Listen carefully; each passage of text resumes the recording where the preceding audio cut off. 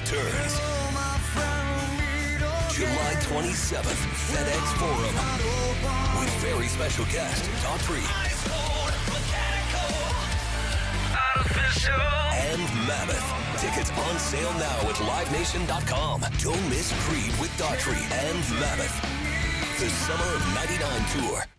Kroger shoppers and Grizz fans. Want exclusive last-minute discounted ticket deals texted straight to you? Sign up with the new Kroger Buzzer Beater deal. Fans can sign up by texting Grizz to 636-479 or visit your local Kroger store in the Delta Division and scan the QR code. By signing up, you agree to receive recurring automated promotional and personalized marketing text messages from the Memphis Grizzlies. Consent is not a condition of any purchase. Message frequency varies.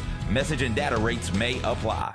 Sonic Radio. Welcome back to Sonic RNDIO. That spells radio with me, the CIO. This just in, the new Sonic $1.99 menu lets you build a crave-worthy meal for just $1.99 an item, whether that's a creamy shake, crispy tots, or a quarter-pound double cheeseburger. This just out. Ostriches. They're mean, not very cute, and in my opinion, way too big for a bird. Don't miss the Sonic Fun 99 menu. 5 items, always $1.99. Live free, eat Sonic. Tax not included. See menu for details.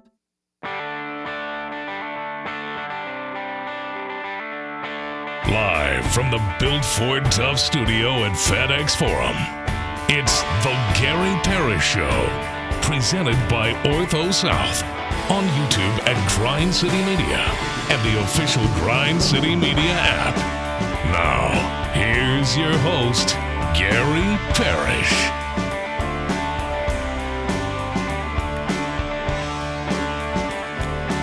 What's up, y'all?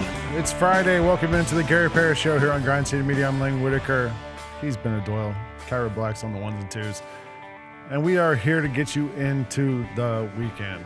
It's been a long week of a lot of sports. But we're going to get through today, get you to the weekend, and get you out to the movies, get you doing stuff, whatever, as college football, pro football, that stuff's right around the corner. We're going to open up talking about college football because there's this crazy story about University of Memphis and UTSA and leaked playbooks and things. Who knows exactly?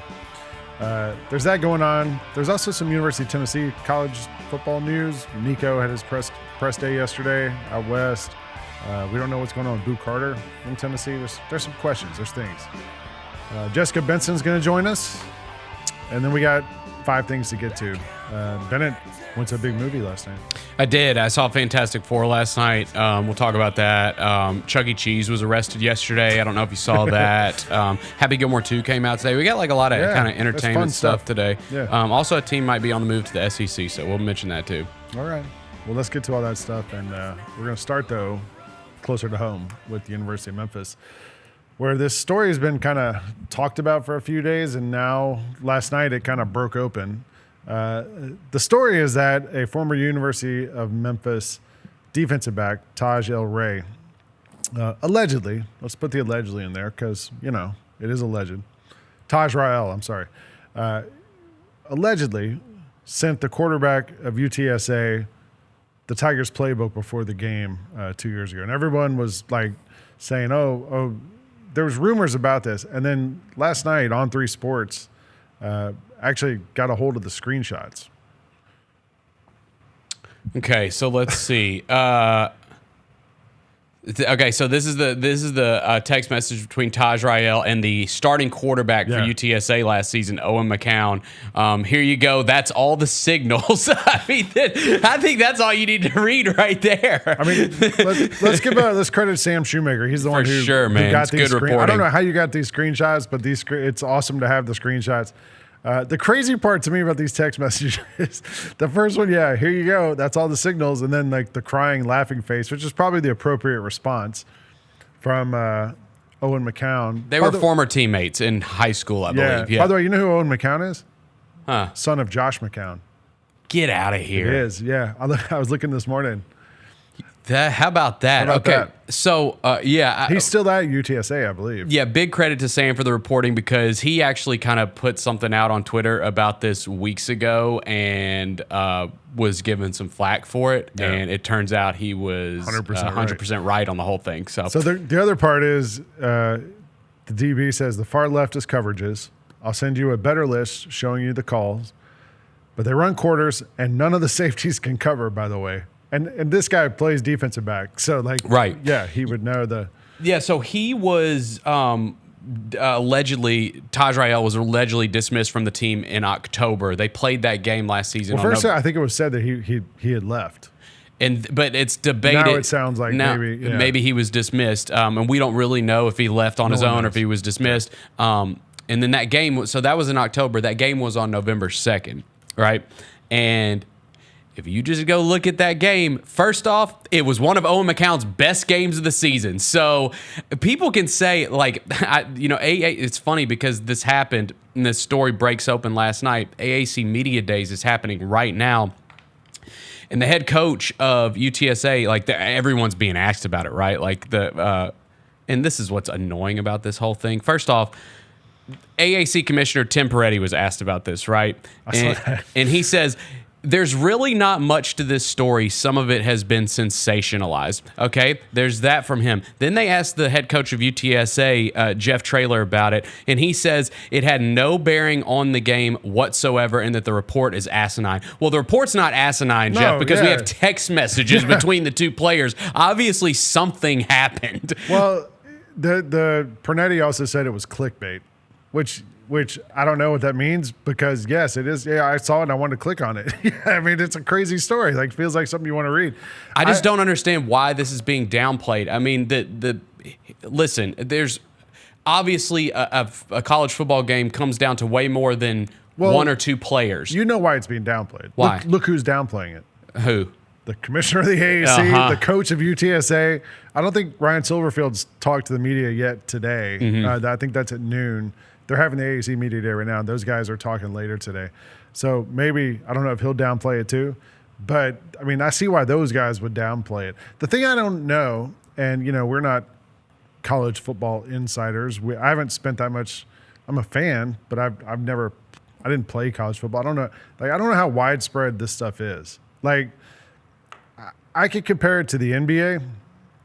I mean, Bennett, you see the scouts at the NBA games. NBA teams have scouts at the games. Mm-hmm. They try to sit as close to the floor as they can. Yep. They write down the play calls. No one gives it to them. But every NBA team pretty much has the playbook of the team they're playing against. You'll see a coach on one team during a free throw tell the guys, hey, we're going to run motion out of this timeout. And then the other team's bench hears them say that, looks at a sheet of paper and tells the defense, they're going to run motion. Watch so-and-so on the left wing to get an open shot. In basketball, it's all pretty much open, and it's really just down to how well you execute, right? I think the difference here is that they didn't know they had this. You would think they didn't know they had it. Maybe if they know they have it, they change the audibles or whatever that week. They don't just kind of go on what they think. And they don't end up losing by one score. That was the killer part, right? It was still a close game.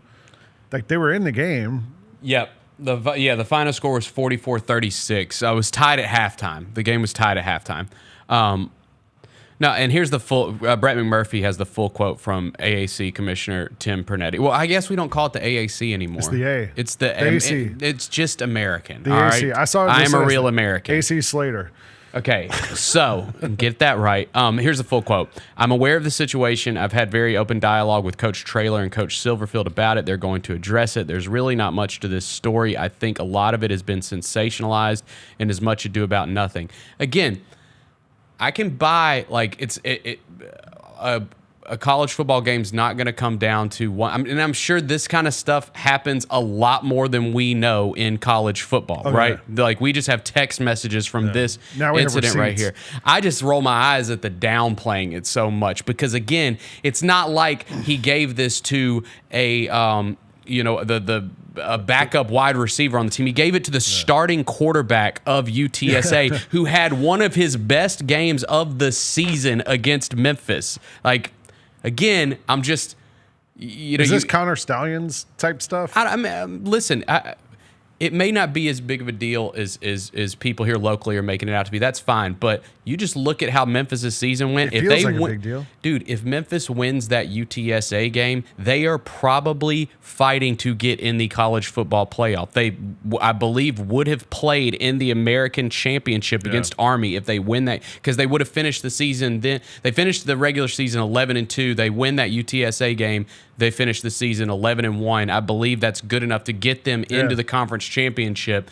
And I mean, dude, you win that and get in the college football play revenue, like just eyeballs. Think about, just how we're talking about the University of Memphis football team coming into this season if they win that UTSA game. So, fine, downplay it all you want, but I think it's a real story. I thought the funniest line in the whole thing was when Taj Rael said, allegedly, no reroutes on the slot. The field safety is the weakest link in the defense. His hamstring is hurting, but he's running out of eligibility. And apparently the guy he was talking about was Cortland Marsh, who, when healthy, started ahead of him at University of Memphis. And he's like, well, that guy's hamstring hurts, but he's almost out of eligibility, so he's playing. And perhaps part of the reason he wasn't still playing for Memphis, Taj Rael, was because of that. Yeah, it's also just funny. Like, you had the Jeff Traylor comments last year about Memphis's NIL budget and how, they were able to play all these guys, he can't. And so they have a kind of an unfair advantage or whatever, even though it's a totally fair advantage. And then this happens and he's just like, it's nothing. It had no bearing on the game. Come on, dude. Yeah. I don't want to hear it, but I mean, it totally had a bearing on the game. We'll see. I think it's a story. So, but I mean, what? Nothing comes of it, right? No, I don't think anything comes of it. Well, he obviously isn't on the team anymore. Yeah. I believe he transferred to Purdue, and people were even searching the Purdue site to see if he was on the roster. It doesn't look like he's on the roster right now. Purdue is going to be one of my broken ATMs this year in college football. On the odds couple, every year I have broken ATMs, which are teams that just aren't going to cover. Yeah. And that you can just bet against them every week. I was looking at Purdue just got Barry Odom as the coach. They have one returning starter from last year. Mm-hmm. Like, it's just going to be a whole new team of dudes. So, anyway. Yeah. I don't know. The whole thing seems weird. And I feel like it is a story, but there's no real, like, what you can't expect. Oh, nothing's going to come out. Yeah. That's there's right. no damages or, like, what are you going to do? It happened. It's over. I mean, if anything, like, you just got to figure out, can this be prevented in the future? Like, I don't think so. I mean, it's just funny. Like, UTSA is very annoying. Like, their head coach is annoying, and so the fact that this comes out is kind of funny. Like, it's like, and I love that he had to go get in front of a microphone today and say something about it. Like, it's just kind of funny. So.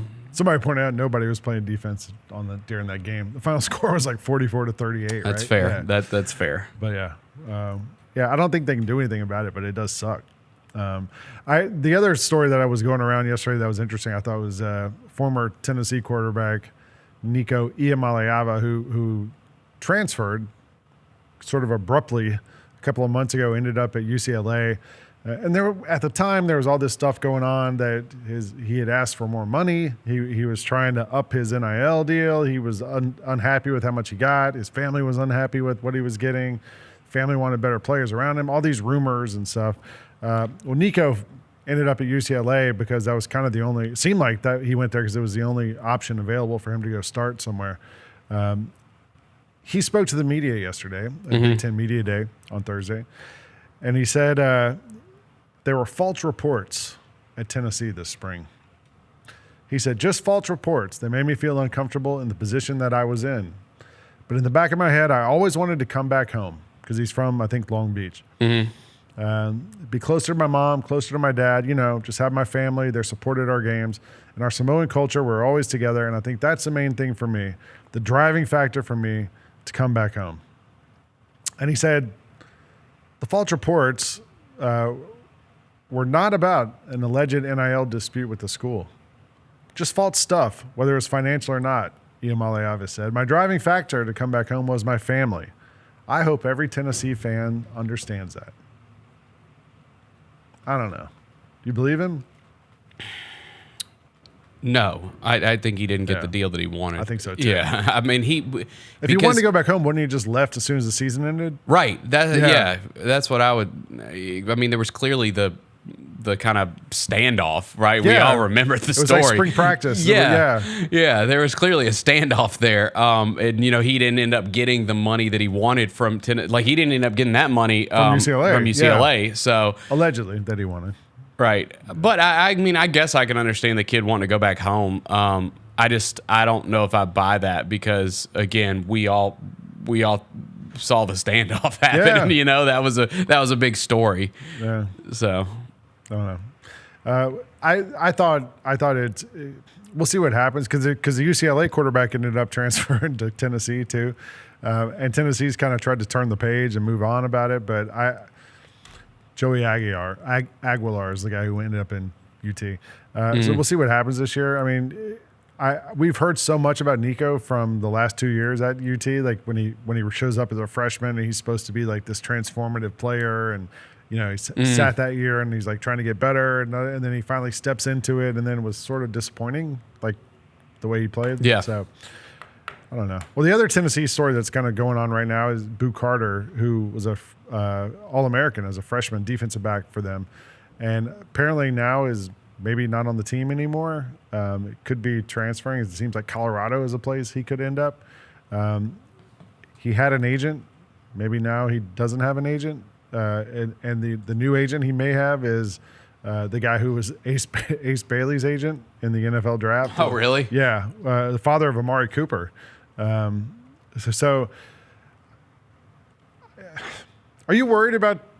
Should we be worried about Tennessee football? Seems like there's a lot of noise. Am I worried? Well, just should we be worried? I don't care. No offense, Evan. I mean, no, they open their season against Syracuse. That's a big game on ABC, but they'll win that. Then they play a nobody. Then they got Georgia and UAB. That's kind of weird that they play at Georgia. Their schedule's kind of weird. They're at home, right? I think it's in Athens. No, is it? No, it's in Knoxville. All right. They're in Knoxville. And then they play UAB. And they're at Mississippi State, Arkansas. I mean, dude, they got a very favorable schedule the first half of the season. Like if their quarterback can, take some lumps and get right. And win, I mean, if he can keep them afloat and improve like this, you need more like just like the Joe Milton. I'm looking at like Hooker. I mean, what is their? I think their toughest games at Alabama, probably. Yeah, man, Tennessee's got a nice schedule. According to Knoxville News, Carter missed numerous team activities and was confronted by team leaders because of his activities. Josh Heupel is expected to address his status at their on-campus media day, July 29th. If it hasn't been resolved by then, preseason practice begins July 30th. It's 5 days from now. I did read a report that his current agent, or the guy who, I guess he's a former agent, I don't know, he said, I'm not sure if I'm still his agent or not. He said I was representing him. I'm not sure if I still am. He and his mother have not been responding to me. I don't know. Tennessee had Nico leave. Ricky Gibson, a wide receiver, Mike Matthews, flirted with the transfer portal, stayed. Pass rusher James Pierce draft stock dropped, although the Falcons traded up to get him in the first round. So a little bit of rocky waters at UT.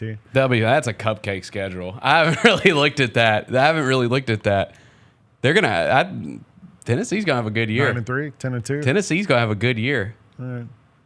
Schedule better. The other story. Schedule better. All right, Kurt's come on. The other story going around that's interesting is that President Trump has signed into an order called the SCORE Act, which seeks to clarify NCAA athletes' employment status. Because right now, like we've all sat here the last couple of years and watched this whole college sports thing become incredibly murky. Like no one knows what the rules are, what's NIL has happened. Are players employees? Are they not employees? And this seeks to clarify that status. So I've been reading about this all morning. So it's pretty partisan.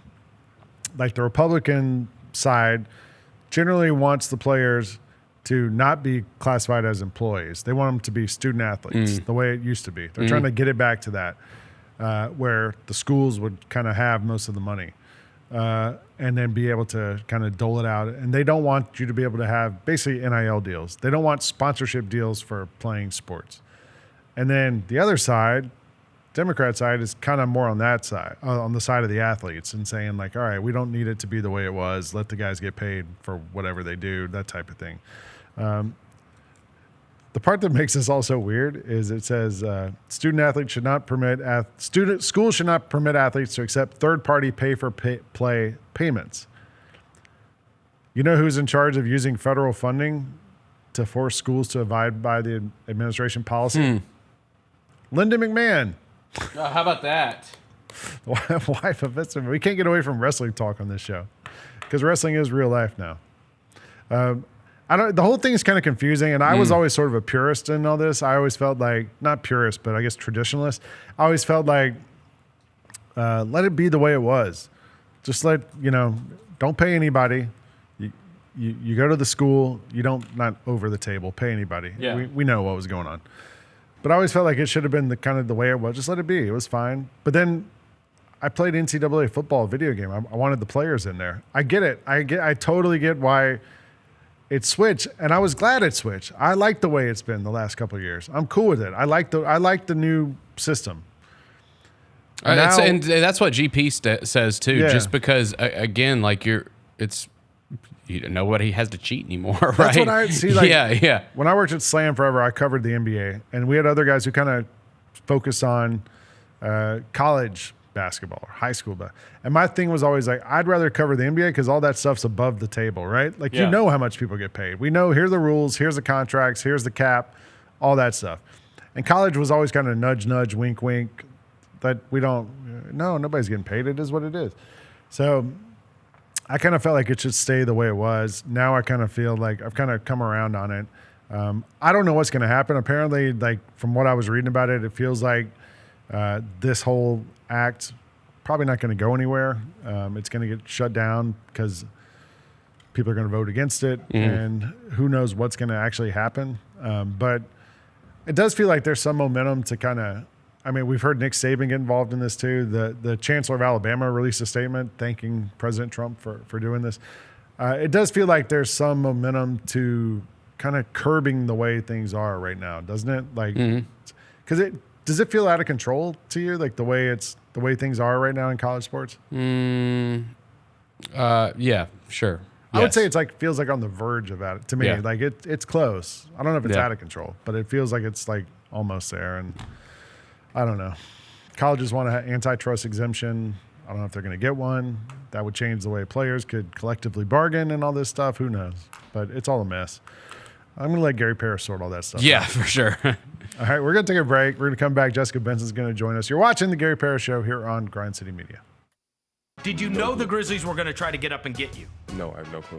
I thought the Grizzlies loved me when I worked out because it was like super fun and everything was, just natural. We were just having a conversation. It wasn't like said, what's your favorite color and, like all that stuff. What's your favorite color? It wasn't interview. It wasn't interview questions. It was just like, hey man, how you doing? Like, and it was just real easy to talk to him. It was real easy to talk to Coach Thomas. The Chris Vernon Show, live on weekdays at noon on YouTube at Grind City Media and the official Grind City Media app.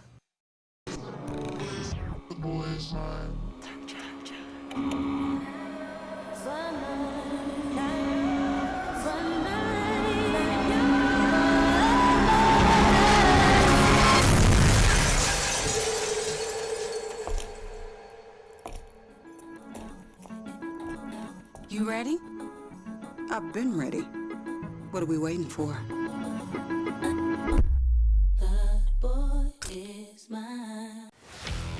Let's face it, there's a lot of trash talk in basketball, but the great teams let their performance do the talking. Like Ford F-150 with Pro Power on board, a class-exclusive industry-first feature that turns your truck into a mobile generator and leaves the competition speechless. Ford F-150, official truck of the Grizzlies. Greatness starts here at your Mid-South Ford dealer. Class is full-size pickups under 8,500 pounds, GBWR. Shine Dance Kid Dance Tour. Live in Memphis. FedEx Forum, Saturday, August 30th. With special guests, Bush and Morgan Wade. Get tickets now at livenation.com.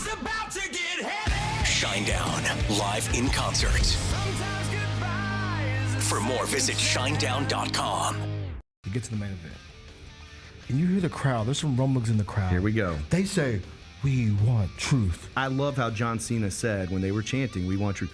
You can't handle the truth. There you go. I loved it. He takes the knee off, boom. Takes the mask off, boom. And it's our freaking truth. God, man, he cost John Cena the match. Tune in to Grind City Wrestling weekly on the Grind City Media app and on the Grind City Media YouTube channel.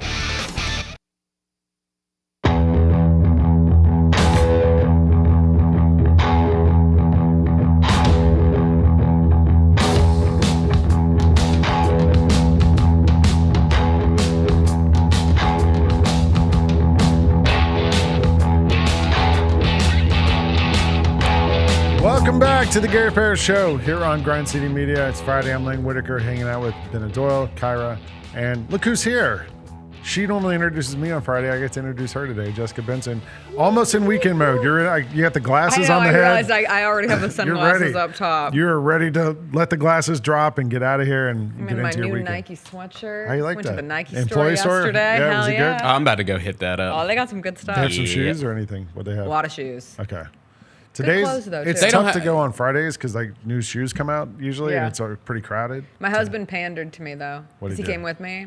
You want to know what he bought? Something for you? That everyone watches women's sports shirts. He Oh. was like, "Will you love me more if He I got watch his size this?" or your He got size? his size. Okay. But then I can wear like oversized Yeah. because that's what we do. Comfy, yeah. We see Asia Wilson do it with Bam. I also just steal my husband's Dad clothes jeans whenever I can find. or your husband's jeans. Yeah. We've been talking about college football, and I know Okay. you opened on this morning too. This whole thing, like this whole situation where the UTSA and Memphis and the playbook and all that. Like, is this a thing? Like already this morning, the commissioner of the A has come out and said it's not a thing. It's clickbait. Right. The coach of UTSA was like, no, it's not that big of a deal. I mean, I think it could go either way. I was saying, like, at the NBA games, I sit there and I watch the other teams scout, and they write down every single play and play call, and they know, what teams Right. are going to run. But this feels like, to me, it's a little deeper than just having an idea of what the other team's going to do, right? Well, the way I interpret it too, it's someone with an axe to grind. Like That makes it a from little what we worse, yeah. understand. Sounds like, yeah. Sounds like I don't want to speak in definitives because we don't know everything, but sounds like he was dismissed from the team. And I saw Yeah. somebody post, like, even his Instagram captions of last year alluded to somebody who was in a tenuous situation in what was happening with his playing time at the University of Memphis. So that adds a layer to it. I don't know. I was having a more philosophical conversation with John Roser in the other room about cheating. I'm sorry, I laughed at you said you were having a philosophical conversation with John Rosen. But this idea of, is cheating happening more, and are we more accepting of cheating stories as opposed to really bringing out the pitchforks and demanding some sort of action be taken? Cheating's a broad word. I know, but that's what I mean. I mean, but the Coldplay thing last week, Exactly. yeah, like that's cheating. Yes, and that I feel like fairly recently I ended up going and watching the Monica Lewinsky American Crime Story, and like if that happened today, it would be so much less. It would have still been a story, and similar to the Coldplay thing, that story grows legs because she was the chief people officer. She was HR, and so you're like, okay, and there's an employee element to it, but cheating in itself, like the Puritan response to cheating that existed when I was growing up has seemingly dissipated from a romantic standpoint, I should say. But then it also comes to like cheating. Like we hear of these, a lot of rich people cheat on taxes and nothing really happens, and businesses cheat in all sorts of ways, and we kind of just let it go. And so this is a situation where a player tried to help another team cheat. And also we have receipts. Like that makes this a little bit worse. Is that we have when all you these can see this text it always message. makes it feel worse. The photo, like I mean, the text message is bad enough. You talked about how he was supposedly behind the depth chart. Like supposedly the guy he was behind was the guy who he says the safety has a hurt hamstring, but he's almost out of eligibility. Yeah. That's the guy he couldn't get ahead of. Well, that's where like my biggest takeaway from the whole thing is this guy just seems like he has some character issues. Yeah, I don't think that's a big reach to be had because again, you know, what did it really do for UTSA? I saw Owen McCown, his comments. Josh McCown's son. Son of Josh McCown, quarterback of UTSA at the A Media Days. Basically said that it was irrelevant information to receive. And of course, you're going to say that at this point as you try to downplay it. But it really could have been irrelevant information to receive. I don't know. How is it irrelevant to have the whole playbook? Yeah, we went through this whole thing with Connor Stallions, too. That's what we have a lot of different examples at this point. I would assume that this happens more than we would be comfortable knowing. I think so, too. I think what makes it work, like I've seen a lot of people in the chat talk about how, you know, hey, stealing signs happens all the time. It happened in baseball last week. The Yankees were playing the Braves. Jazz Chisholm was on second base. Yeah. He was watching the catcher throw down the signs, and he was making arm motions showing the batter what pitch was coming. One of the Braves coaches noticed it and gestured toward him that they might throw at his head. He was doing this, being like, don't steal signs, we're going to throw at you. He said, no, I was saying use your brain, don't do that. But there was a whole MLB investigation into this whole thing. Stealing signs, that kind of thing, that feels like that's kind of part of sports, but there's this blurry line here. Is it stealing signs if someone texts you the photos of the whole thing? Like that's kind of different than stealing signs to me. So this goes back when I was in college. I was in a sorority, and a lot of sororities and fraternities have this, but like we had something called study files. All right. And so study files exist in all of these houses, or no, they don't, if you want to pretend that they don't. But like you would take classes that would give some sort of a test or a written assignment that then past generations of the members of your house would compile in a room, and they would be organized by course by year, and you could go in and look. And it wasn't guaranteed because some professors would change things, but some wouldn't. And so you had access to this room, and it would become this moral conundrum, like, am I going to go use study files for this? Yes, of course I am. And it might help me. It might be irrelevant information, but it could ultimately if help the teacher me uses do better the same on this test. Thing, Absolutely. And I would say most people went into the study files room at least once during their college career. So then it turns into this thing, like if you have the access to it, are you in the wrong, or is it wrong that it exists in the first place? And that's where you get into the interesting philosophical piece of it. I think what also hurts this one is, and Ben and I were talking about it, like that the loss for Memphis in that game was consequential. It meant something. Yeah. And it kept them probably from making money.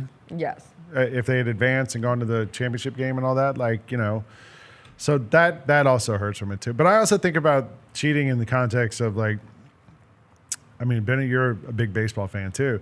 Like, I was a fan of the Atlanta Braves in the 90s, and you had Sammy Sosa, you had Mark McGwire, you had Jose Canseco. Later on, you know, A-Rod, these guys who were publicly tied to cheating, to steroids, but cheating.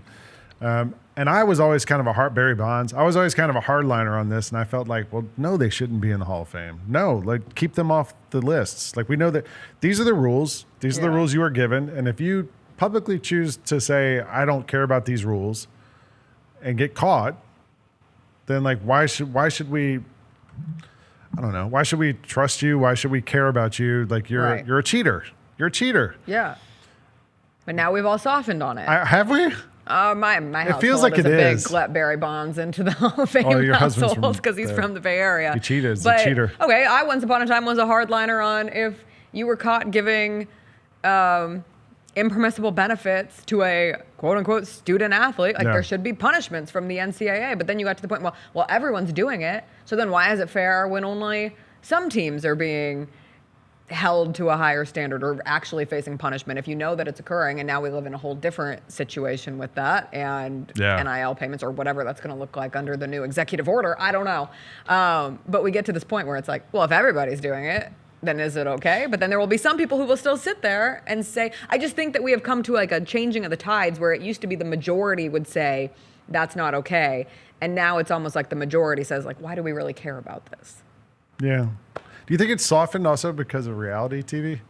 Probably. like that. I mean, we know so much more about people and their lives and stuff, but then there's like all these shows, Love Island, all these shows that are basically about people cheating. The Bachelor, like And that's now a we're big, back on like specifically relationship cheating. yeah, but like I think it's all like this big messy pool that we're Yeah. swimming in, and we can't get out of it. And I don't know. I just feel like the whole thing is kind of gross and whatever, Like, Yes.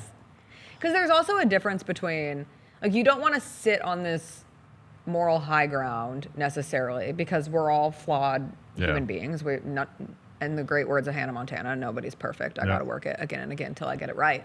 But we're all just trying our best. But then there is a difference between making mistakes and intentionally being choosing deceptive. to step outside the line. Choosing to do quote unquote bad things. As we're talking right now, I'm getting texts from somebody with leaks of the new Ja Morant photos. Oh, fun. I mean, the Ja Morant shoes, the Ja 3s. I've got like 4 pictures of colorways that haven't been seen that are popping up on the internet right now as we speak. I mean, technically that's cheating, right? Like, I mean, Nike hasn't showed us this Is stuff. a leak a cheat? I don't know. When Shams used to, or when Woj used to tweet draft picks before they happened, but see, was that to me, cheating no, the process? because the teams were calling him and telling, or the agents were calling and telling you what to put, But like, this is some dude in a room with taking photos of these shoes and posting them on the internet.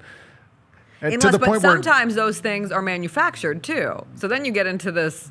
I mean, Ja's been posting most of that stuff when you feel like, all right, that's cool. Like, it's his shoe, right? He Okay, totally different case of this. You saw that Browns videographer who fell into the water. Yeah. I was talking to somebody yesterday. There is some belief that it was staged. It was definitely staged. That it was staged in order to drum up conversation around the Browns. And so here you like watch this video and you're like, oh, that's funny. I just don't feel the Browns are competent enough to come up with that. Dude, idea. watch the video of like the other angle one, that's on his back, and it looks like he purposefully steps off the. I watched that. That is not how someone accidentally steps off the into the water. Like I think they staged it. Yeah. I don't know. I think they staged it for sure. Yeah, that's and if they staged it, we all like roll our eyes and we move on. But like that's annoying. But a lot of marketing is staged. A lot of PR is staged. I tread lightly as I say this, but it feels like as a society we are just in general much more accommodating and accepting of cheating than we were a long time ago. To come back to the main point. Yes. But there's also like I have always, not always, as I've gotten older, to go back to the relationship cheating of it, like I don't think if you get caught having an affair, you should be fired from your job. I think that's weird. I think that's a weird, like, coming from a place of how does that impact. But when it happens in the workplace, it's a different situation. Yeah. You know what I mean? I was watching, my son and I were watching The Office. We're trying to like make our way through all the shows. Mm-hmm. He's never seen it. And last night there was one where Stanley is having an affair and Michael finds out about it and tells everyone at the office and then brings it up to Stanley. Yeah. And he starts crying and he's like, please don't mention this to anyone. I was just one moment of weakness. And he's like, you cannot say anything to anyone in the office. And Michael's already told the whole office, you know, it's salacious and it's fun to talk about these things and all that. But I don't know. It just the whole thing makes me a little sad. It feels gross. Yeah. But that's like the world we're in now. So and if we're too far in, the quicksand has begun. Yeah. I don't know how you climb out of it into a more happy place. More happy, fair, and truthful place. But it's also like sometimes it works. Like I was watching you were talking about the show you're watching on HBO, the Leftovers. Yeah. I started watching that Billy Joel documentary. Have you seen that? No, I haven't. It's 2 parts. It's like 5 hours long or something. It's crazy long, but it's really good. Okay. But it starts out with him. He's in a band in Long Island. His buddy and him are in this band. The buddy gets married, has a kid. Billy Joel moves in with them. And then Billy Joel cheats on his friend with his friend's wife with the kid. The friend finds out, furious. You know, but Billy Joel ends up with the woman and the kid. He becomes like a stepfather to the kid. The woman becomes his manager and basically guides his career through Piano Man, through all those big hit songs, hires his like producer, gets the band together. Like she does everything. She's like kind of responsible for all of it. But she at some point quits because she's like, he's having like personal things and drinking a lot, and she just doesn't want her kid around and all that. So she quits and leaves him. And that's actually when he meets Christy Brinkley and like the second half of his career. I was going to ask, where does Christy Brinkley fit in the story? But like it all started with him cheating on his friend behind his friend's back with his friend's wife. And like if they don't do that, none of this happens. Like he never gets to where he is probably. He talks about like she's responsible for his career being what it was. And she's in the documentary. And that goes back to we're all flawed people and we make mistakes. We just do our best, right? We make bad decisions. And sometimes those bad decisions can lead you to, or the perceived bad decision in the moment can lead to a really enlightening thing happening, or like the rest of your life. Like imagine Billy Joel without that. Then we don't have Billy Joel. And then you don't have a 2-part documentary to watch in the middle of the summer, which is why we're having a conversation like this. Well, I want to ask you about college football though, because all these media days are happening. Yeah. Has there been a team or a player or a coach this week, last 2 weeks, that's kind of made you sit up and take attention and be like, oh, maybe this team's going to be a little better than I thought? No, I have never cared less about college football media days, which is something I'm grappling with because I used to care deeply. Like when I first moved to Memphis, I fought to be able to go cover SEC media days in Hoover, Alabama. That to me represented like, oh, I'm really in this space now. There was nothing more like glorified than SEC media days. And I went and did it. And it was one of the hardest work assignments that I had ever had because I was there by myself with my little camera on my shoulder, trying to get a tripod space with all of the SEC media who was way more embedded in it than I was, the little girl from Memphis who didn't have any connections whatsoever at that point. And, but I say all that to represent the stark difference between then, where I would read every single quote that came out of any of the power media days. Hell, I used to care about the Sun Belt media days and the WAC media days and the MAC media days. And now I read Phil Steele's book in the summer. Me too. And I track generally what's happening. And I just get excited for the season. Without I would say the biggest thing I saw, the most like transcendent story was Arch Manning, just from a standpoint because the picture goes viral of him looking like he's the head of a fraternity, the president of a fraternity. But other than that, I don't know if it's just a result of we have so many things we can do with our time now, but media days has just totally phased out for me. Can I posit another possible? Sure. Maybe we're just like, getting old. Maybe that too. We're maturing, like. But do you think people are as engaged in media days as they once were? I saw like Ryan Day. I think it was Ryan Day. Was complaining about like that the Big Ten one was in Vegas, and he was like, why are we in Vegas? Nobody's here. Like, there's not. I saw a picture. I think it was Russo who posted like the difference between day 3 of SEC media days and day 3 of Big Ten, and it was stark. They were saying like, there's like why are we in a place that has no real connection to the fans of our conference? Like, there's not. I went to SEC media day last year. It was in Dallas because it was the first year Texas was in, and so they had it in Dallas to be close to Oklahoma and Texas. And when you walked in the hotel, there was fans lined up because they knew players and coaches and all those people were going to be there. You'd go get lunch at the coffee shop in the lobby, and you'd bump into Nick Saban or Sarkisian walking around, whatever. I think there's some value to that. This year was SEC Media Day was in Atlanta at that College Football Hall of Fame. There's probably some value to it. I feel like for me, as a video game person, like when NCAA 26 or whatever comes out every year, I used to you used to have to spend an hour changing all the player names to the actual player names. Now they have the real players in the game. But that was to me like the stepping off point where I was like, oh, okay, now I know who's the 3 deep running back at Georgia this year. You know what I mean? Yeah. Like that was my study period. And now I care about it for like my team, like what Lincoln Riley says about Jada and Iamaleava is interesting to me. What he says about Notre Dame is interesting to me. What? Do you see what Feinbaum said about Lincoln Riley?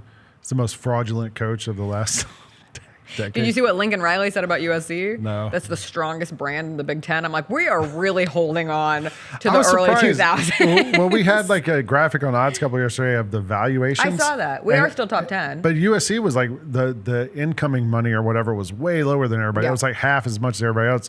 Ohio State was really low too. We noticed, and we were wondering it's because they play in old stadiums, maybe like they don't have suites and stuff. Like, interesting. I don't know. Coliseum did renovations fairly recently. Yeah. That added some luxury because you're in LA, and so you have to be able to sell that. Chat pointed out cheating rock stars with like Layla, Eric Clapton, like that's a famous one, and then Lindsey Buckingham, Stevie Nicks. And now they're back. Now they're back together. Oh man, I love them. But we always used to the get landslide will bring it down, man. That's the thing too, that we used to get so into it. Like those stories were so. I think because we had less information. Hold on to them. We didn't know. I do too. We know too much. I think that's a big if we part want of to it. take this out one more step for all of this, we know too much all the time about everybody, about people we have no real desire to know anything about, people you grew up with. Like we also used to lose touch with people. Like I had a girl pop up. Okay, girl I know popped up on my TikTok as someone I may know. Yeah. I have not spoken to this person since I was in high school, maybe directly out of college. We were at a bar at a Thanksgiving sometime, like back in our hometown. Yeah. And I went to follow her instinctually, and then I stopped myself and I was like, why am I following this? I don't know her. I see her on Instagram. I know what her entire life has been over the last few years. I don't know her, so I stopped. We talked this morning about how like some people use Instagram, social media to promote. Some people use it as a personal thing. Like I'm on Facebook, but I turn down friend requests all the time on there because I only want to be friends on there with people I know. That's like how people I really originally know. treated Instagram. And as a woman in sports media, that was the dumbest thing I did early in my career. Yeah. Because now you use it as a part of your brand. That's what I use And back it for. then, it used to be really easy to grow Yeah. an Instagram following, and now It's a little cluttered. it's a little difficult. Yeah, we know too much. Yeah. You know, when I woke up this morning, I did not think I was going to spend 25 minutes talking about cheating. On with you. cheating? Yeah. But here we are. That's the summer. That's the summer for you. I am starting to If anyone watched The Leftovers, it came out in 2014. I need to get back into it. It's only 3. I saw season 1, and I quit watching it. I don't know why. Come back. Yeah. I heard season 1 is very bleak.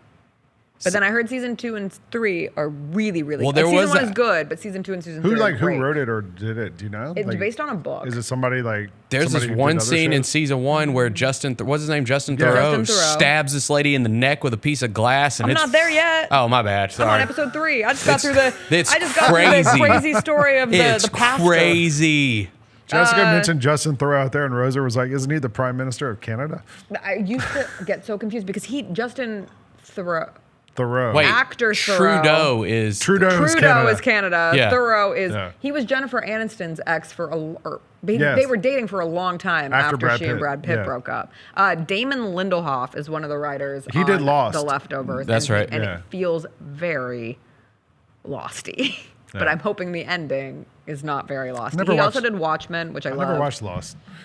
You never watched Lost? I downloaded the first episode to watch, and I was going on a trip to Europe, and I'm on an airplane flying overseas, and I start watching it, You're and like, the first no. episode's about an airplane crashing in the ocean, and I was like, I can't watch this Man, now. I kind of need to revisit it and just see how it holds up because that show, I mean, it had a chokehold on It the had whole me in a country. hold, It too. was Yeah, it was huge. massive. I've thought about going back and rewatching it. And it was a different time, right? Like that, like Lost was on still at a time when it was network TV, but it was on at a time when like people would sit down at a certain time. Like it was like maybe DVR was in its infancy. Like it was at a time when people would like still appointment TV, right? Yeah. And everybody would sit down and watch it, and then they'd go get on. What would they get on? Like Facebook or message boards? Like we didn't have Twitter or other no, stuff. message boards were the thing. Yeah. And then it just, I mean, listen, it didn't stick the landing. It just didn't, in my opinion. But See, I love wanna the go back show. and That I do see too. if I reappreciate it more, including the ending. I could tell in the last season, like the first like 2 episodes, I was like, there is no way in hell they're going to be able to tie this all together. There's not enough time left in the show There's a weird to tie beast all in this the- stuff That's kind of together. how I feel about Severance right now. Yes. I get nervous. Shows like Lost lead me to feel nervous about a show like Severance. Also, oh God, what was the Western show? Why can't I think of the name of Westworld? it? Yeah, Westworld. That also I lost me. rewatched this summer. I rewatched The Wire. So that's first what we were. time. We have started The Wire 3 times. Yeah. It's just such a daunting. It's great. I loved know. it. You So just anyway, got to we get. landed I'm on The telling you, Leftovers with the 'cause it was only wire, 3 seasons. with the wire, you just got to get through like the first 4 episodes. That's what everybody says. It's really true. Season 2 to me everybody was my says. favorite. Really, I know the a lot of doc people- season? yeah, That's I the thought it one. was That's great. universally the one most people hate, people don't right? like it. Because Yeah, the I main loved it. characters aren't in it as much as in the other seasons. Yeah, But McNulty shows up in a little bit. my- But I thought that was great. mine is season 4 when it's about the local school system. That was my least favorite. Aw, dude, are you kidding me? did not like Michael B. them. Jordan, like he's like one of the I main know. kids. It's Yeah. so good. I love that. I think that season's great. Yeah, I didn't like it. It's a great show. That's a I'll JB. do You it got to next. do that one. Yeah, I know. you got to do that one. Well, we're doing the Office, my son and I, and You don't have to watch the seasons after. talked about we're doing it in Different. order. Yeah. And I haven't Yeah. watched it since it probably. I mean, you catch reruns every now and then on Comedy Central, or it was on Netflix forever. But it's kind of fun to watch it all the way through. And my son thinks it's hilarious, which is fun. I imagine when it I is. watched it the first time, I liked it that much, but I don't remember liking it that much. Those first 3 seasons, I think, They're are like incredible. as good as it gets with like television comedies. Yeah. All right, well, let's take a break. We're gonna Okay. come All back. right. Thanks, JB. We have other entertainment and movie and TV stuff to talk about because Ben went to Fantastic Four last night, Fantastic. so we're gonna talk about that. Jessica, thanks for joining us. Bye. All right, we'll be right back. You're watching the Gary Parrish Show here on Grind City Media. It's time for our pick 6, Mike. 6 classics that we're most looking forward to in the 2025 football season. Las Vegas, obviously, that's the Grambling State University, Jackson State University clash. They're taking 2 iconic HBCU brands going to an NFL stadium in Las Vegas. Get all of your HBCU sports and culture news by tuning in to HBCU Huddle with CJ Hurt and Mike Wallace. New episodes drop every Thursday on grindcitymedia.com, YouTube, and Spotify.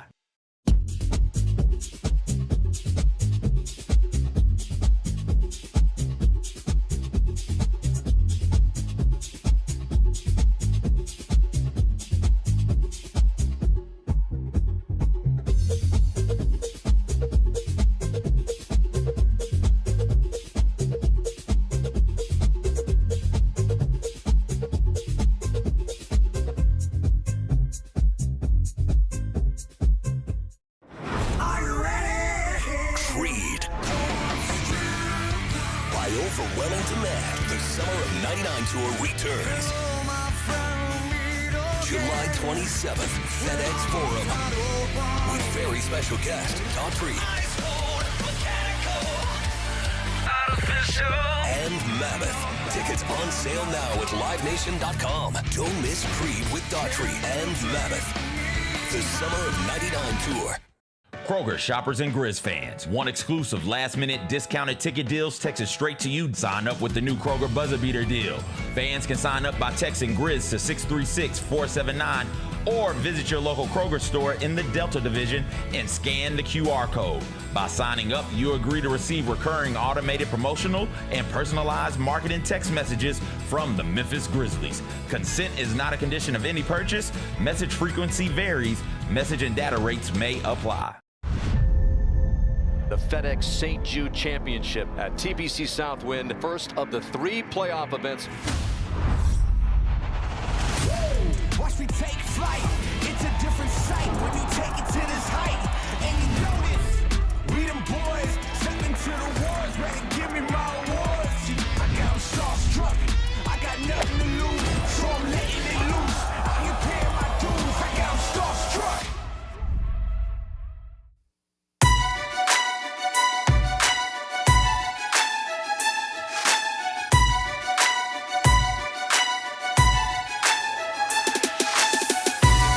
Orthopedic injuries can be unpredictable, unforeseen, and unscheduled. In Ortho South, they understand this better than anyone. Since injuries don't make appointments, you don't need to either. Ortho South welcomes walk-ins during the weekdays, on evenings, and even on Saturdays. So the next time an unforeseen injury makes an unscheduled appearance in your life, visit orthosouth.org to find your nearest urgent care location. You can just walk in Ortho South. They will take care of everything, especially you. Learn more at orthosouth.org. That's orthosouth at orthosouth.org.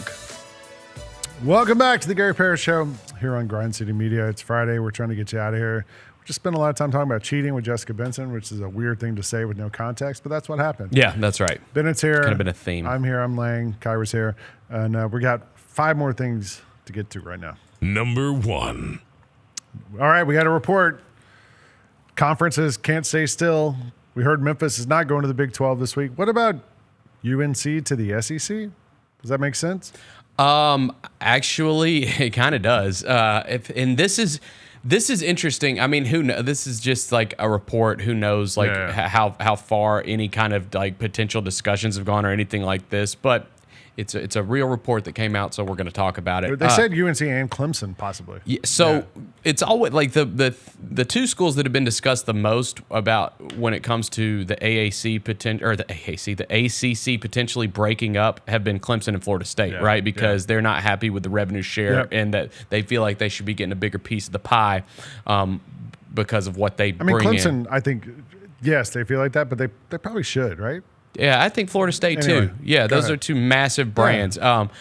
So I totally get that. And so there's always kind of been this speculation over the past couple seasons when we've been in this conference realignment era that the ACC is not for long, right? That eventually someone's going to break loose, potentially Clemson and Florida State. And so now you get this report about North Carolina eyeing the SEC. And are they interested or not? I mean, it obviously geographically makes sense, and you're not that far from Knoxville, right? Yeah. How far is? I mean, you could drive it, right? It would give you North Carolina. There's not a North Carolina. North Carolina. That's right. And so it makes sense for that standpoint. But like relating it to a Memphis thing and this whole thing that we talked about at the beginning of the week with the Big 12 turning down their offer, because one of the suggestions that you saw a lot of people make, me included, is, well, why don't you just take that $200 million and throw it to see if the ACC will take it, right? We'll see if we can maybe get into that league. I wonder if I have a feeling that they have an idea that the ACC is probably not going to look the same that it looks right now in the next couple seasons. It feels to me like, I mean, the ACC historically has been a basketball conference, right? Yes. The SEC is a football conference. Feels like UNC is more of a fit for the ACC than the SEC. And it feels like Clemson's probably more of a fit for the SEC than the ACC, if you're going by those things. I also wonder how much of that is just, when I was growing up, the ACC was one of the premier conferences. Yeah. You know, the ACC was I mean, they're incredible in basketball, pretty good in football. They had some teams that were all right. Florida State was, Georgia Tech won the national title in 1990. There was other schools that were good. But if I'm Memphis, like, do you think the ACC is more likely to take that money than the Big 12 was? I think if the ACC blew up, they would. Yes. Yeah. If the University of Memphis was ever able to get into a conference like the ACC, I do not think it would be them getting into this version of the ACC. I think it would be them getting into some version of the ACC that doesn't involve Clemson, Florida State. That doesn't exist right now. Yeah, probably North Carolina, maybe. Although Duke's interesting, just because their football team's terrible historically, and but how would North Carolina going anywhere without Duke seem that doesn't make a lot of sense to me, right? Like a Big Ten or a Big East, something like that. I can't imagine North Carolina and Duke not being in the same conference. I know. Like, it's the same thing. It kind of, in my opinion, feels the same as like USC and UCLA or Texas and Oklahoma. Like, we're a package deal. We're not going anywhere without the other because we want all these conference games against each other every year. It's a big rival. Our fans care about it. Although they could play out of conference once a year, you know. You know what I'm saying? But then you only get one game. But that also goes like to the whole point of Duke and North Carolina is one's in Chapel Hill, one's in Durham. Like, no one cares about them playing in football, right? That's true. They only want to see them play in basketball. And if they go to a football conference, like if UNC goes to a conference that's a football conference, like, does that undermine the basketball program there? Does that take away from the basketball program? I saw someone yesterday say that, you know, the SEC had, 14 teams make the NCAA tournament this year, 13 teams. They were like, we don't want UNC. It'll bring down the basketball part. Yeah, they barely got in. Right. They were bubble team. So I don't know if you're. But you never thought you'd hear that with all this, but I would think that. I I don't know. I think this is probably just, if anything, this is just kind of like setting the stage, right? Yes. It's just a team talking about it and just kind of floating it. So if something does happen, they're poised to jump on it. I think that and I bet that the administration over at Memphis feels the same way about this. I would be willing to bet that you see shake up with the ACC before you see shake up with the Big 12 and whenever the next round of realignment is. Like, I think ACC schools are getting poached, not Big 12 schools. Yeah. To go to one of the Big 10 SEC. Yeah. Like, I think they're looking at that league. As opposed to Big 12. No. So, all right. We'll see what happens. Number 2. I talked about this on Jessica's show this morning, but we've been talking about how we're in this sports wasteland right now. There's not a lot of compelling stuff happening. There's no on the field. On the court. Sure, yeah. There's not a lot of games. How about that? Right. Compelling games happening. It's just we're kind of in regular season of it, WNBA, baseball, MLS. MLS All-Star game was the other night. Did you know that? No, it was like 2 nights ago. Dude, MLS. Listen, Messi didn't play in it. We ain't going to spend a lot of time on MLS ever, although me and GP did a whole summer of Messi when he came to the States. Yeah. But that Apple TV thing, I think it tough. really messed them up, man. I do. Like, if you're a league like that, you have to be easily accessible, I think. And nobody watches Apple TV. I mean, I subscribe to it. I don't ever watch it. I do too. I think they've got a real marketing problem because they have like the best shows that no one knows about. I love that show For All Mankind that's on. Have you watched that? No, because I never heard of it. It's on right? there, yeah. Like, they have so many great shows and great programming and just nobody knows about it. But coming up next week is EuroBasket 25. Which happens every 4 years, and it's sort of like the Olympics for European basketball teams. But all the it's like, I guess, more like Euro 20 whatever, the soccer tournament. But it's all the teams play against each other, and there's a ton of NBA players playing in this thing this year. Bosnia-Herzegovina has Jusuf Nurkic, Luke Garza. Nice. France, great pronunciation there. Thank you. France has this one's going to be tougher. Bilal Koulibaly. That's it. Moussa Diabate. Ousmane Dieng. Zachary Risache. Wemby? No, he's not playing. Well, he's coming off the injury. One guy, yeah, he's coming off injury. Alex Sarr. Gerson Yabusele from the Knicks. Germany has Franz Wagner. Dennis Schroeder, who was the MVP of the last one, I think. He was incredible in that thing. Greece has a guy, Giannis Antetokounmpo, who's playing for them. He's pretty good, I've heard. Who else? Dante DiVincenzo is playing for Italy. Is he really? Yeah. How about that? That's awesome. This one's kind of interesting. Latvia, Porzingis is playing. Okay.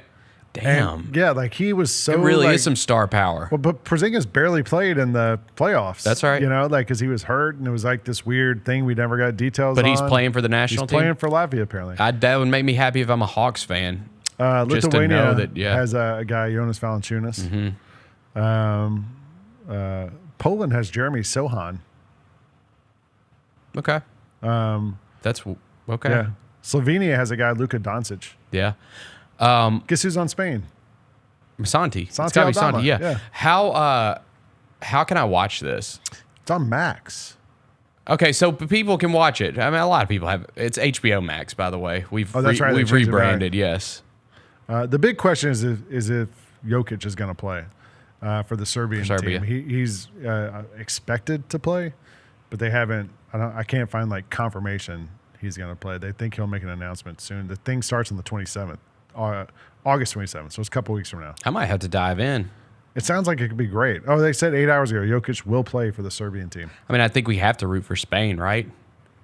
Yeah, for sure. Our guy, my eldest Spanish son, Santi Aldama. Yeah, our guy plays for Spain. Our legacy of great Spanish players that played for the Grizzlies. Like, I think that's our team. We're part Spanish, basically. Yeah, I think that is our team officially, at least of this show. The official team of the Gary Parrish Show will be Spain. Yes. All right. I like that. We're in. All right.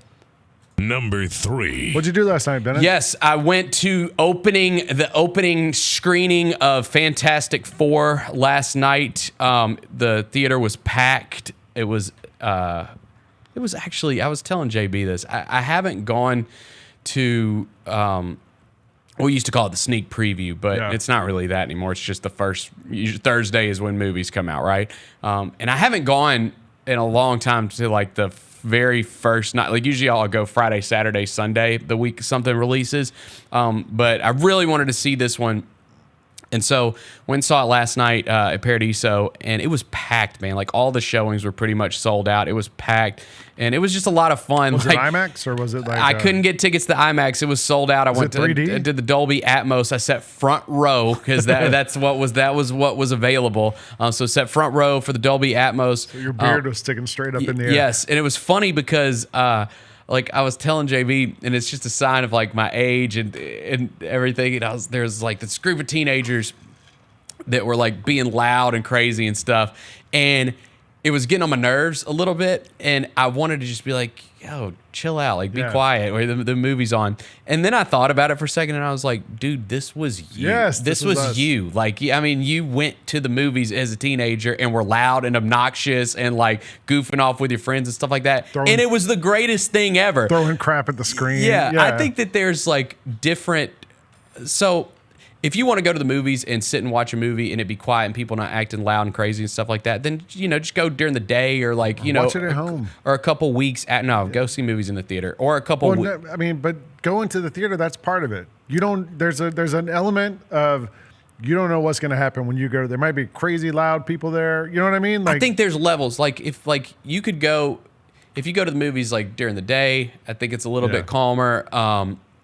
Or you could just wait till something's been out for a couple weeks and then go see opening people. Night. It's gonna be wild for a big blockbuster movie like that. It's gonna be wild. It's so I caught myself and was like, dude, who cares? Like this was you once upon a time. But it was also fun. Like it was just fun. People were excited. And the movie was great. It was great. It's been a really good year for movies. As far as like box office numbers go, and just like as far as the big summer blockbusters, we've been on a pretty good run for these big summer releases because Jurassic World was mixed. I thought Superman was awesome, and I thought Fantastic Four was really, really great. I've never been like the biggest Fantastic Four guy. I used to watch the cartoon as a kid, and like I have some Fantastic Four comics, but it was never my favorite by any means. And I thought they did a great job with this. This is like the start of phase 6 of the Marvel Cinematic Universe. Okay. And phase 5 was not, I would say phase 5 was probably their most disappointing effort to most people. How far, like, I don't know. You don't keep up anymore. Yeah. You don't keep up anymore. Okay. So like basically, I feel like I'm seeing the same movie over and over. Well, phase 5, the movies were like, I won't even get into like the shows that are on Disney Plus, but the movies were Ant-Man and the Wasp, Quantumania, Guardians Volume 3, which was good, The Marvels, Deadpool and Wolverine, the new Captain America, Brave New World, and Thunderbolts. Thunderbolts was cool. I really liked it. That came out earlier this summer. That one was really good. David Harbour was in that, right? Yeah. The new Captain America was not good at all. Deadpool and Wolverine was fun at the movie theater, but on a rewatch, I would argue, and Wolverine's my favorite superhero of all time, but I would argue on a rewatch it wasn't that great. I'm not a Deadpool guy. It's like I don't need my I like the Deadpool comics. I don't love to be glib and have quips. Like, I like those movies. Okay, they're fine. But anyways, this kind of kicked off. This is the big movie that kicked off Phase 6. And it was really good. What else is in phase 6? Do we know? Yeah, so basically it's I'll tell you. This was the first movie, phase 6, Spider-Man Brand New Day, Avengers Doomsday, and Avengers Secret Wars. This is of course Avengers Doomsday. Robert Downey Jr.'s returning. He's a villain now. He's going to be Doctor Doom. Which is weird. The cool thing about this one is ever since the MCU started, decades ago, however long we've been doing this now, one of the villains that I always wanted to see on screen was Galactus, and we finally got him in Fantastic Four, and I thought they did a great job. Like the Galactus is great in this. And I think we have the video card, like San Diego Comic-Con's going on right now, and so obviously this is, look at that. That's a costume. Someone is in that walking around. It's a Galactus costume. That's looks pretty like sick, dude. Avatar, the big thing, or a Transformer or something. GoBot? I don't know. I feel like That's pretty awesome. That is like some great cosplay right there. I've always been a Batman guy since I was a kid. And I always liked love him Batman too. But he was my favorite all the time because he was just a guy, right? Just a pissed off dude. Yeah. He's not an alien like Superman or whatever. He doesn't have special powers. He's just a guy who has a cool suit and beats people up. Yeah. And the Christopher Batman Nolan, Returns, one of my favorite movies of all time. Yeah, well, the Christopher Nolan trio to me were like that's the best it can get. Those Like, are great. I don't. When they remade the Batman ones with Ben Affleck, I'm like, what are we doing here? Like, why? We know we. I didn't hate Batfleck. How was it better than the Christopher Nolan? No, no, like, so no, why, no. why No, am I no. wasting my time on this then? You know what I mean? Like, it's like tuning into a Division II game when there's a Division I game that we've already seen. So, I mean, maybe if it's on cable late at night, You should I'd watch flip the it. Snyder cut of Justice League. No, I don't like Zack Snyder. I'm telling you. It's like watching an Instagram video. I'm Like, telling. It's like somebody turned up the contrast. I don't want to see that crap. That's fair. I watch all of it. I consume all of it. But I thought Fantastic Four was great. Is the next Spider-Man one? Is it still Tom Holland or is it? Yeah, somebody he's else? still Spider-Man. Okay. Yeah, he's still Spider-Man. And but Downey Jr. went from being Iron Man to being a bad guy, Dr. Doom, and we're just not supposed to. Yeah, I mean it's. I think that there's going to be. They got rid of him, and now they want to bring him back. Yeah, but I don't think it's just going to be like Robert Downey Jr. is a new character, and here he is. I think there's going to be some sort of tie-in to why, link to it, yeah, or like Dr. Doom looks like Iron Man. I think there's going to be some kind of tie-in there. So that'll be cool. But yeah, highly recommend this one. I thought like the world that I was Earth like 848 or something. I can't remember what exactly the name is, but basically Earth 828.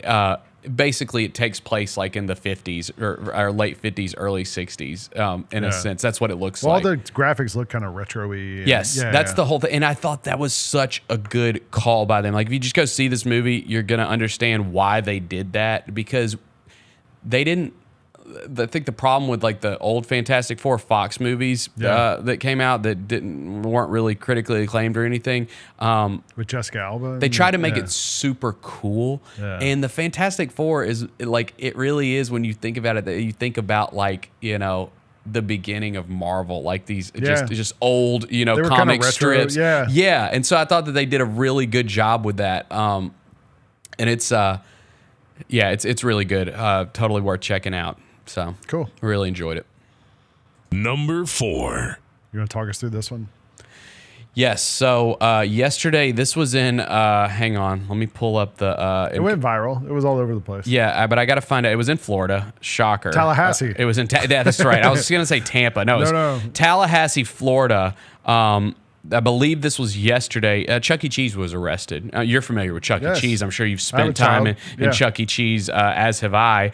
And Chuck E. Cheese was arrested yesterday. And here's the thing that I think was egregious about this arrest. He apparently committed some sort of fraud. Yes. Credit card fraud, allegedly.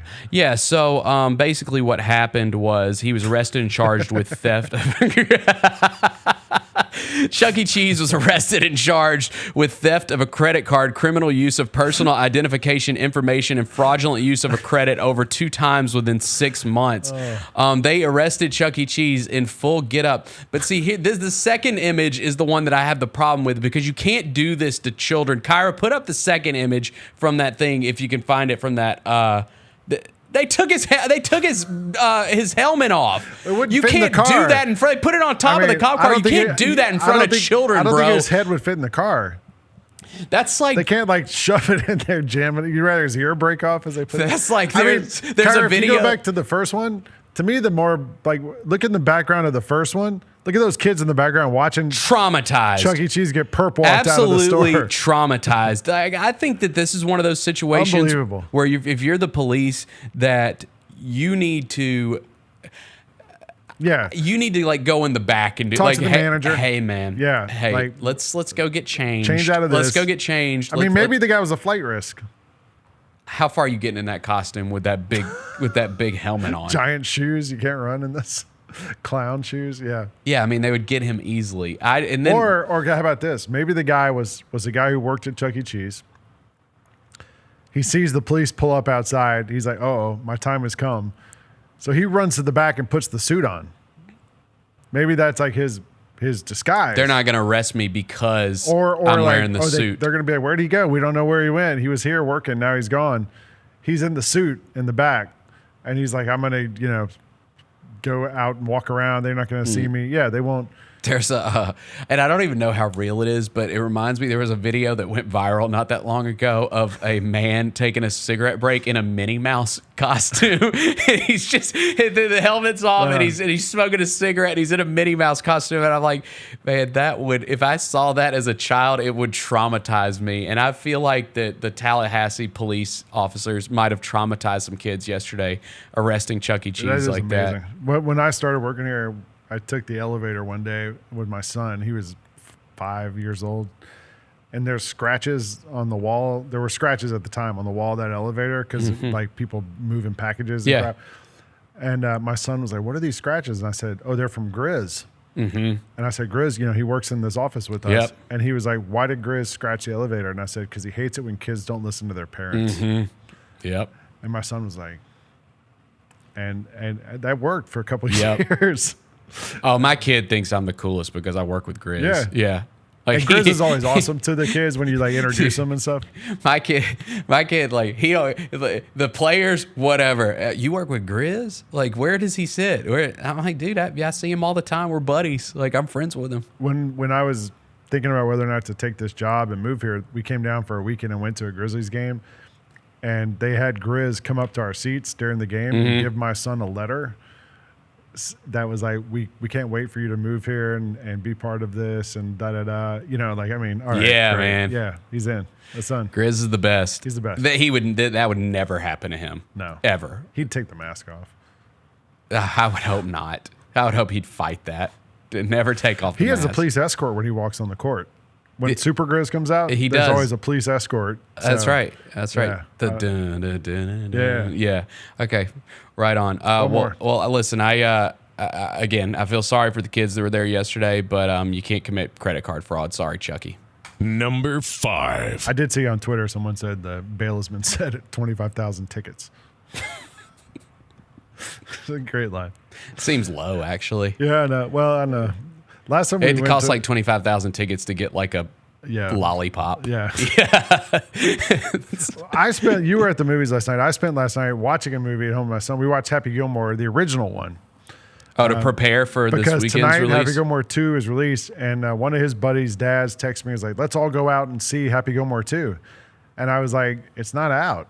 It's only on Netflix. You have to watch it at home." Yeah, not in theaters. You can't they go ain't to the trying theater. They ain't trying to compete with Fantastic Four. Come on, put this thing on Netflix. Everybody can see it. I think a lot of people go see this. Well, there's so much nostalgia with this movie. There is so much nostalgia. They waited so long to do a sequel. Here's what I'll say, man, and this sucks. I hate it. Comedies don't do well anymore. Yeah. Comedies just in general. In theaters. Yeah. Like when was the last comedy that everybody went and saw in the movie theaters? That's a good question. I can't. We'll just Google what are the best comedies of the last couple years or something like that. I can't think of the last. Free Guy popped up. I just don't.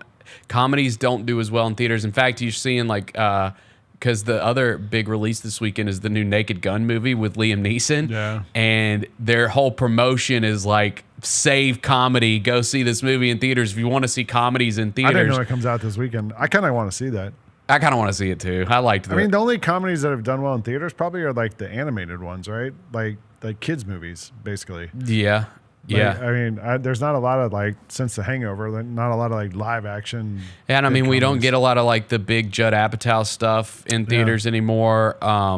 Netflix locked Sandler up a long time ago. All his stuff comes out. Yeah, and this is part of his deal. Yeah. All his stuff comes out. I want to watch it. I'm going to go. We're going to go For to somebody's. sure, I'm going to watch it. We're going to somebody's kidding house me? to watch it tonight. We're going to order food and hang out and watch it and And it's one of those I've seen mixed things already. Review whatever. I don't care. This is just straight up nostalgia.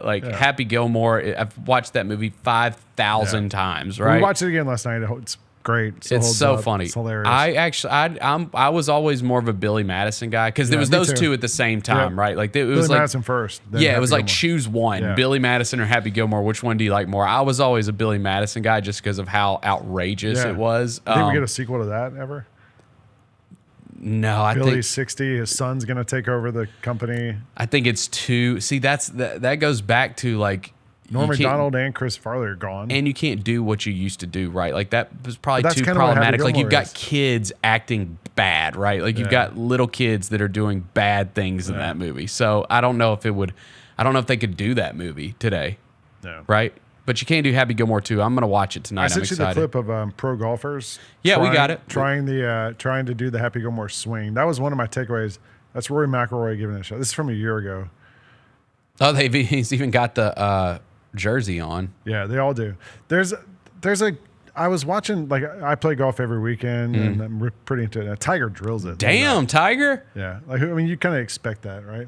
From Tiger. When was this? Last year? Yeah, it's 2024, I think. What the hell? Like, just to put him out on the course, There's let him do that. There's golf clips I've watched where they talk about one of the ways there's trainers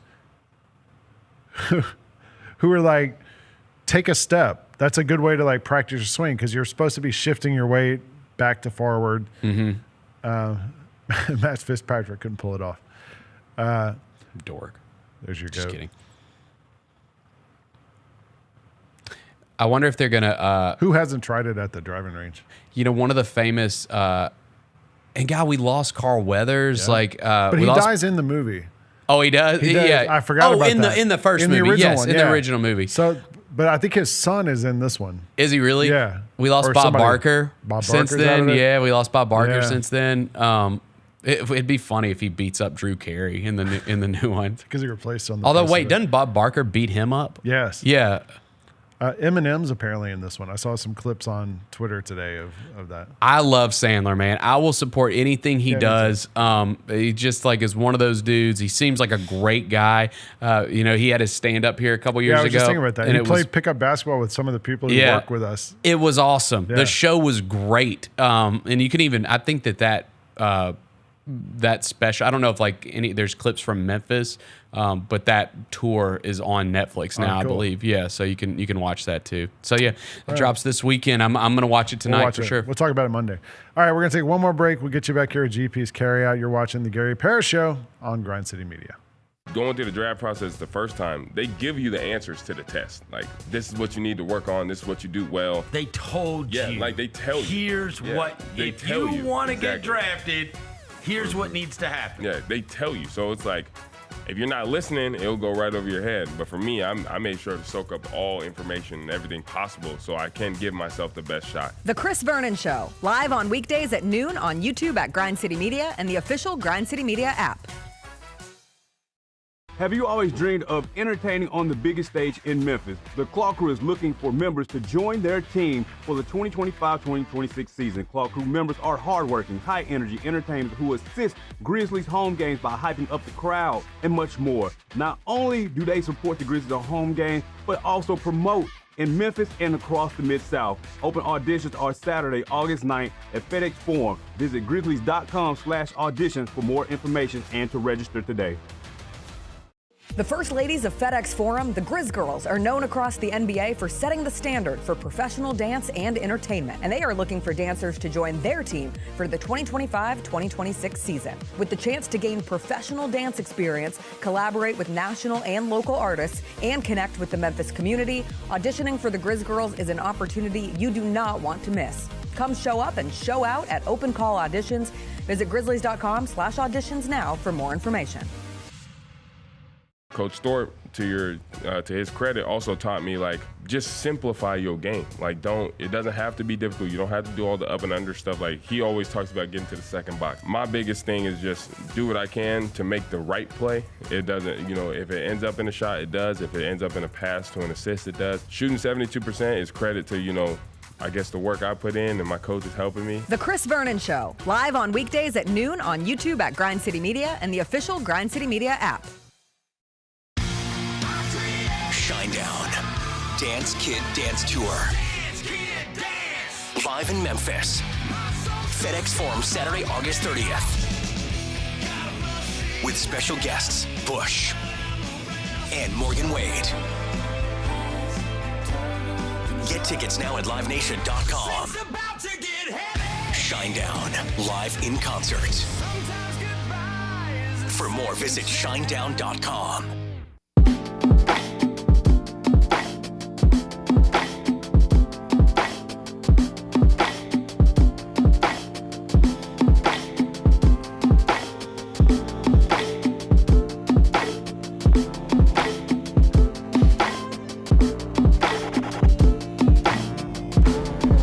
Welcome back to the Gary Parrish Show here on Grind City Media. I'm Lane Whitaker. He's been at Doyle. She's Kyra Black. And we're trying to get you through today's show and get you out for the weekend so you can have a nice weekend, relax. It's actually cooled off a little bit today. It's not 99 degrees anymore. It's a huge weekend in downtown Memphis, too. We got two big concerts, Big Glow's here tonight and then Creed is here on Sunday. I know people have, talked about the Creed commercial that we air quite a bit. Have one? So yes. You have not seen it yet? Okay, I'll play it for you when we get off. But both of those happening this weekend. We talked earlier this week about the Wiz that's going on all weekend at the Orpheum. So it's a big weekend in downtown Memphis, man. It's gonna be fun. All right. Are you gonna go to either of the shows? No, you're not. Okay. My wife's out of town. I'm on dad duty. If I had. I met Scott Stapp at a Grizzlies game like 2 years ago, though. Did you really? Yeah, he's at a game in the stands. And I knew someone who knew him and Why? put us together. They were playing Brooklyn when Kevin Durant was on Brooklyn, and his kid was a big KD fan. KD fan. Okay. So he lives in Nashville, and so they had driven over to go to the thing. And it was a crazy. I texted with him and his wife because somebody put me in touch with them, and they're like, they're going to be at the game, da-da-da. It was like a Sunday day game, so they made like a day trip or something, but it was very random. I saw them when they were like at the peak of their powers, and they've obviously had this huge resurgence over the past couple years. But at the NFL Thanksgiving game? No, okay, maybe that was the peak of their powers. No, this was it was Beale Street Music Fest. They were one of the headliners. I guess it was like late '90s, early 2000s. I can remember Seven Dust played right before them. That was like a core memory. It's impressive you remember that night. Yeah, well, I was a kid. I mean, I wasn't doing anything, right? I probably had like a Coca-Cola before they went on, but no, I can remember that vividly. But yeah, man, big weekend. Yeah, big weekend. Yeah, come downtown, get you some tickets. Come see us this weekend. You want to do the carry out? Let's do the carry out. It's time for GP's Carryout, one final segment filled with stuff to take with you. It's not everything you need to know, but it's most of it. What did we learn today?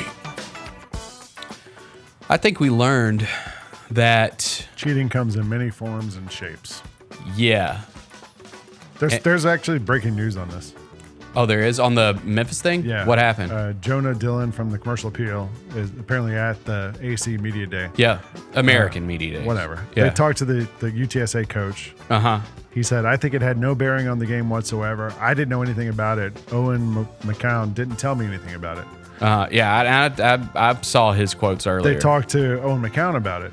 Mm-hmm. He said, first and foremost, I didn't ask for any of that information. Based on my little emoji reaction, you could see it caught me by surprise what happened. Like Coach said, the information was completely irrelevant. Okay. Whatever. Yeah. I disagree. It sucks. Actually, I was going to say it sucks that we don't play them this season so we could beat the crap out of them, but it actually probably would hurt our strength of schedule. I think we learned that cheating is just a part of life. Yeah. And you have to figure out how to manage levels of disappointment and acceptability and all that stuff with it. Yeah. All right. Sucks.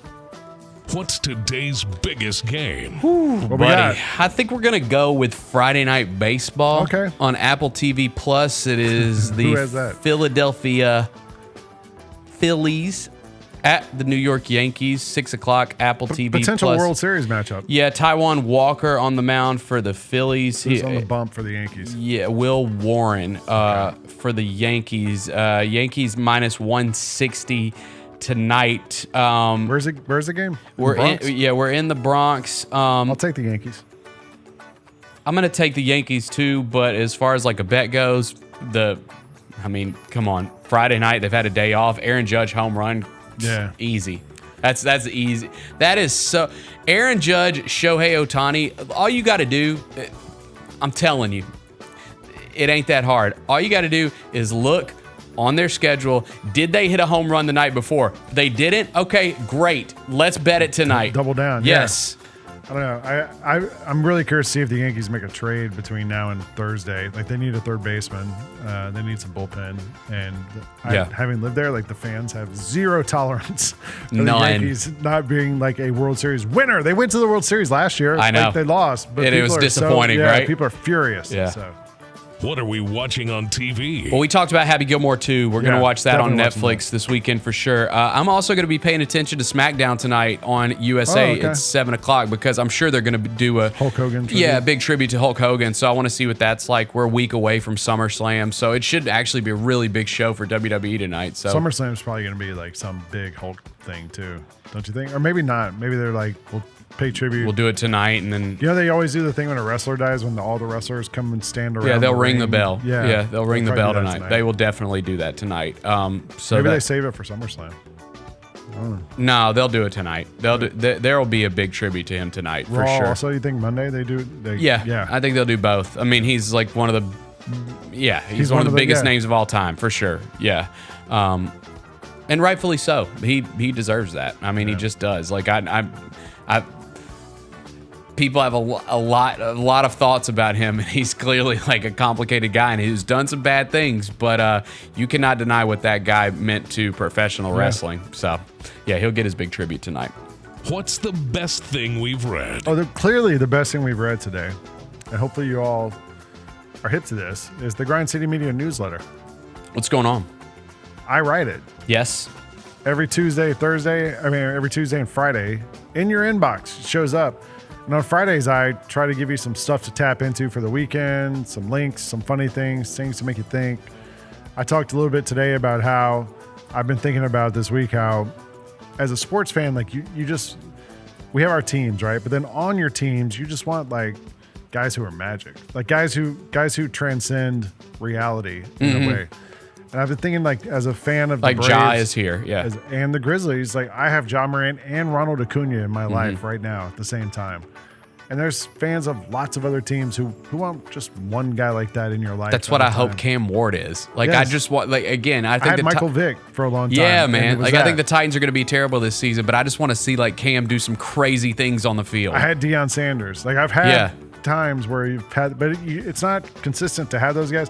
And to have two of them in my life right now, I felt some appreciation for that this week. I felt lucky. So You are lucky. Read the Grind City Media newsletter and sign up from grindcitymedia.com. What's on tap next week? What we got? I'm still here on Monday. Well, we'll recap what should be a busy weekend here in town. I'm sure we'll get a lot. We've still got these college football media days going on. I bet we're gonna have a lot of college football stuff to talk about on Monday, and obviously NFL training camp's still going on too. We'll have a good show Roser for you. Tell us about the Creed concert. He's going. We'll get a recap from John Roser. Let's do that. Yeah. Michael Eaves will be here, right? Let's just open on that. Yeah, that sounds good. Yeah, Eaves will be here too. Cool. All right. Appreciate you watching us. Have a great weekend. Yep. And stay tuned. Chris Vernon show starts in half an hour. So for Kyra, for Bennett, I'm Lang. Appreciate you hanging out with us here on the Gary Parrish Show. We'll see you soon here on Grind City Media.